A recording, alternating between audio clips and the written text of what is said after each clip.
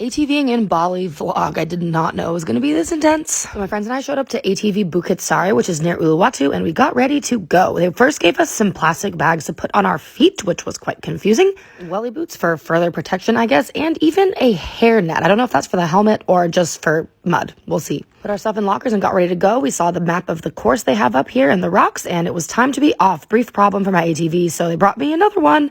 And we were off to the training loop to get used to the vehicles. Then my other ATV didn't work, so they brought me a third and final one, which hopefully was going to be good for the whole trip. So we got out into the course. It was really cool at the base of these crazy cliffs that they have in the Bukit Peninsula of Bali. And tons of beautiful jungles. We heard it was going to be muddy, and it wasn't too muddy at the beginning. I guess we were just getting used to it, and then eventually it was. So they have this whole course that runs kind of loops around itself throughout this peninsula, and they have even little flooded areas to make it even more exciting. I was fairly muddy just from this, but I did not know what was in store for us. We had a little break point in the middle where he cut a coconut, and we got to break for a little bit and have our lovely fresh electrolytes. And then we were off again, bouncing around over the rugged terrain and having tons of fun. It was very difficult to film, so I didn't get my phone out too much, but then he showed us to this open muddy area where we were able to drift to our heart's content. This is where the proper muddiness started happening. I got stuck in that muddy pool at one point, and when I pulled the gas, it just flicked mud all up over me. But then the rest of my muddiness came from my friends drifting like this and making me even muddier. It was actually so hilarious and so much fun. Eventually, it became a competition who could flick the most mud on each other, or getting stuck and flicking mud up on yourself. It was so much fun to be let free in this muddy field and let our childlike tendencies take us over.